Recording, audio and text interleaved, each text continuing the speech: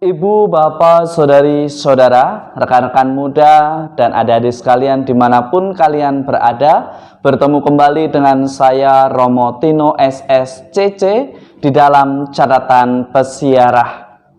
Manusia diciptakan bukan semata-mata untuk mengukir suatu prestasi dan menguasai alam, tetapi untuk menaruh cinta kasih. Cinta kasih yang tulus ikhlas itu tidak menguasai. Cinta kasih yang tulus ikhlas itu tidak mengekang atau membentuk sesama kita menurut kita, tetapi memerdekakan dan membuat setiap orang merdeka demi sebuah kebaikan dan perwujudan cinta kasih di dalam kehidupan yang nyata. Sebelum kita mendengarkan permenungan dari catatan pesiarah, marilah kita membuat tanda kemenangan Kristus. Dalam nama Bapa dan Putera dan Roh Kudus. Amin. Allah Bapa yang Maha Pengasih, Engkau telah menciptakan manusia dalam alam semesta dengan cinta kasih-Mu. Singkirkanlah ketegaran dan kesombongan kami, agar benih-benih cinta kasih yang telah Kau tanam dalam hati kami dapat berkembang dan berbuah demi Kristus Tuhan dan pengantara kami. Amin. Ibu, bapak, saudari, saudara, rekan-rekan muda, dan adik-adik sekalian yang terkasih, di dalam bacaan kedua pada hari ini, kita bersama diajak untuk belajar dari Tuhan kita Yesus Kristus, senantiasa bersikap rendah hati, senantiasa mencari apa yang menjadi kehendak Tuhan di dalam persiaran hidup kita. Tuhan tidak mengendaki kita menghindari penderitaan. Tuhan tidak mengendaki kita untuk lari dari kenyataan. Tuhan sudah memberikan berkat-Nya yang begitu melimpah kepada Anda, saya, serta kita semua. Tuhan sudah memberikan kemampuan untuk menghadapi dan menemukan solusi dari setiap persoalan hidup kita. Hanya seringkali kita lupa bahwa kita memiliki kemampuan itu.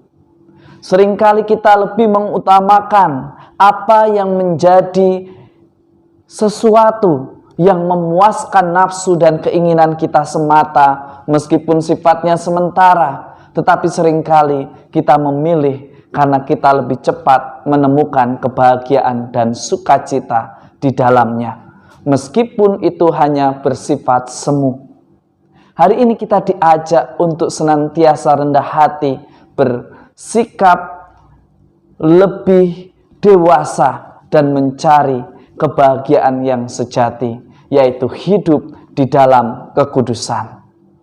Berbicara mengenai kehidupan yang kudus atau menjadi kudus, salah satu cara ialah bagaimana kita tetap setia dengan cinta yang tulus, dengan cinta yang ikhlas. Meskipun di dalam perbuatan kecil, tetapi ketika kita lakukan dengan cinta yang besar, maka semuanya akan menjadi bermakna dan berbuah yang menghasilkan sukacita yang menyenangkan banyak orang.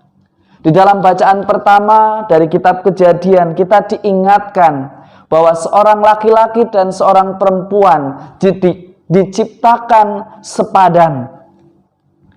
Bahkan penciptaan ini mau menegaskan bahwa seorang perempuan dan seorang laki-laki mempunyai kedudukan yang setara.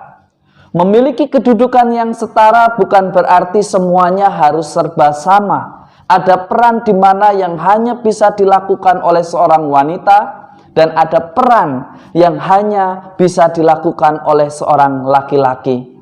Maka pentinglah bagi kita semua untuk menghargai apa yang menjadi kewajiban dan tugas tanggung jawab sebagai seorang wanita dan sebagai seorang laki-laki.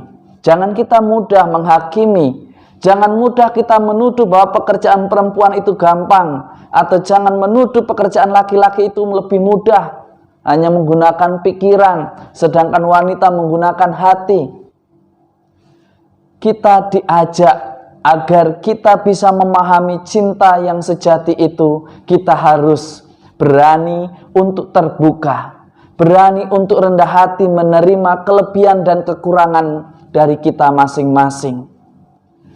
Hari ini kita bersama diajak untuk merefleksikan sakramen perkawinan.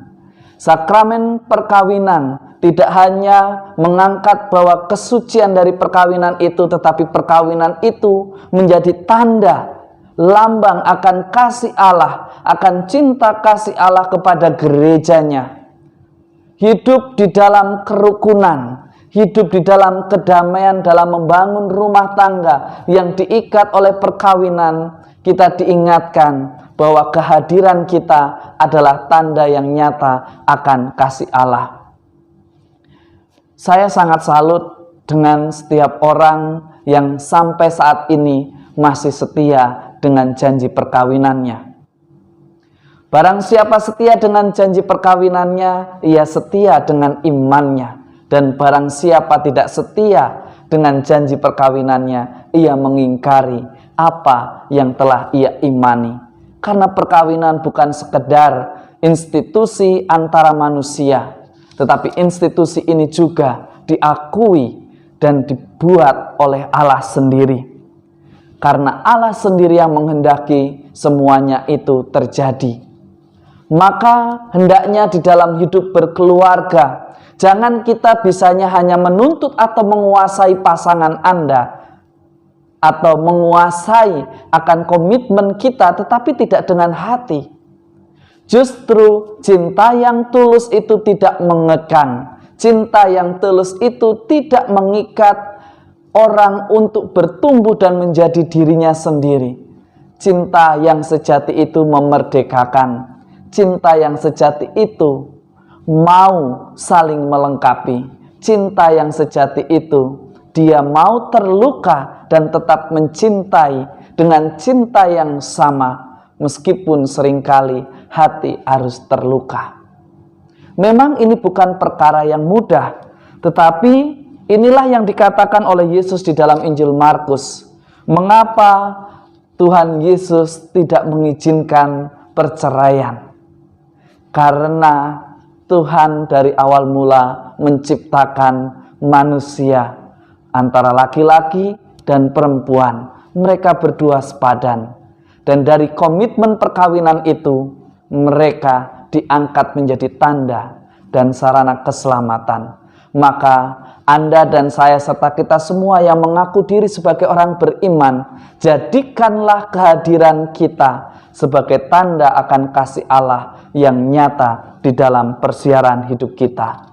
Memang tidak mudah, tetapi ketika kita berani untuk tidak memperdebatkan perbedaan antara laki-laki dan perempuan, tetapi saling melengkapi, saling membantu, saling mengapresiasi, saling memegang komitmen, maka sukacita akan senantiasa memaknai dan mewarnai persiaran hidup kita di dunia ini. Jangan takut untuk mencintai meski harus terluka, karena Tuhan pun tetap setia pada janjinya. Ia akan senantiasa memberkati, melindungi, dan menyertai bagi anak-anaknya yang senantiasa setia. Semoga berkat Tuhan senantiasa melindungi dan memberkati kita semua, dalam nama Bapa dan Putera dan Roh Kudus. Amin. Ibu, bapak, saudari-saudara, rekan-rekan muda, dan adik-adik sekalian yang terkasih, minggu ini kita diajak untuk senantiasa ingat.